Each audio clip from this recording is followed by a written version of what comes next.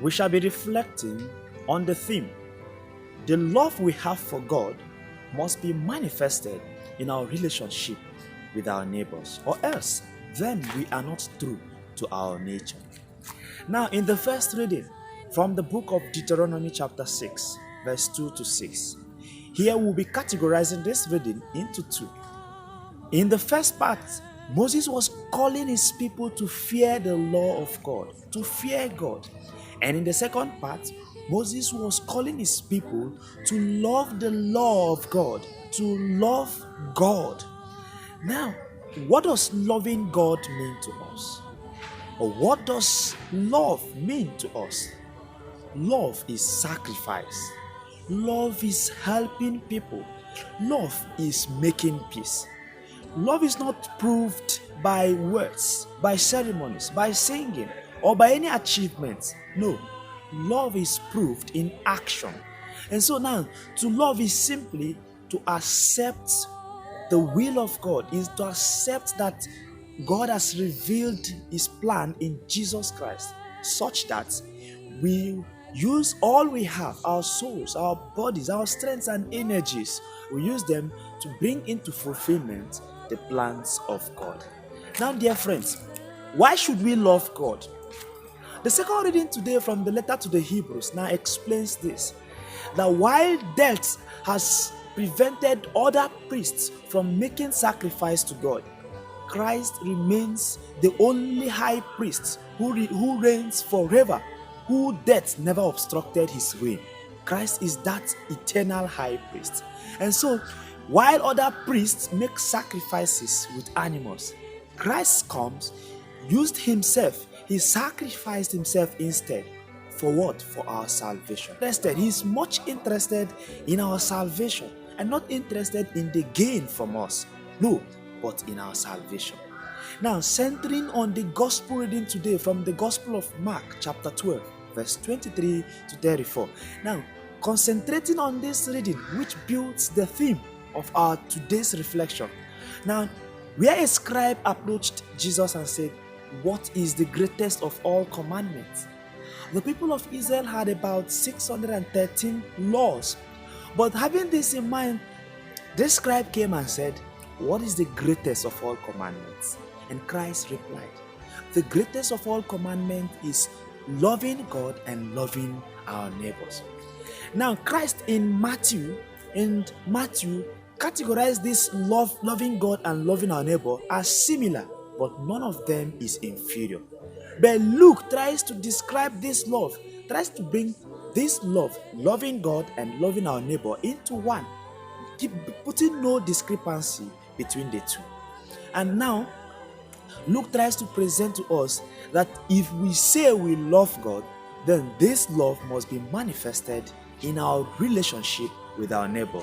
And that is why the gospel reading today helps us to build this theme, that if we say we love God, then we must manifest this in our relationship with our neighbors.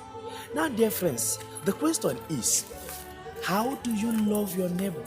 How do you show that you love your neighbor? Our relationship with our neighbors, all these things are coming into shambles. It is no longer the time where somebody is happy because the other is progressing.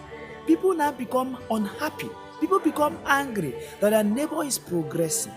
Now, Leviticus chapter 19, verse 34 tries to place this loving God, loving our neighbor, make emphasis this neighbor. Now, Genesis chapter 5, verse 1 says that we are all created in the image and likeness of God. And so by implication, who is your neighbor? Our neighbor, everybody. By this Genesis chapter 1, verse 5, verse 1, everybody is a neighbor. Now, your neighbor, my neighbor, is that human being who is close to you. Now, it didn't separate that your neighbor should be only that person around you. Both your enemies and both those who cause harm to you are your neighbors. And now, when you show love to everyone around you, then you are manifesting the love you have for God. And so, dear friends, love makes peace. Love makes every community live in peace. Love does not make does not bring this discrepancy whereby Mr. A has his own party and Mr. B has his own party. No. With love, if truly you love God, then everyone in the community will love you. Everyone in the community will be happy that you are around. The love you have for God will make you show love. Then Christ himself also says that if you want to gain heaven, he says, you must detach yourselves from what will make you see yourself as only the righteous man.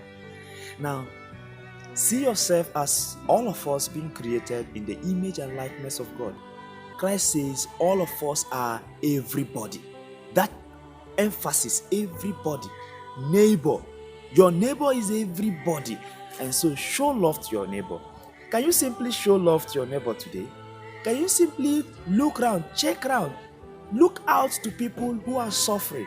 Look out to people you are better off. Look out to people like that and help them.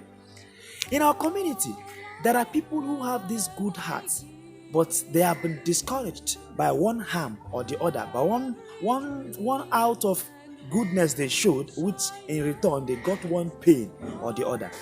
Do not be disappointed. Do not be discouraged.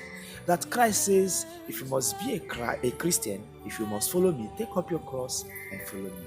May the good Lord continue to help us so that in this new week, we will show love to our neighbors and we keep showing love to our neighbor.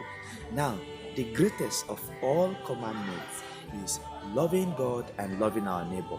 And now, in loving our neighbors, we manifest that love we have for God. May the good Lord bless His word.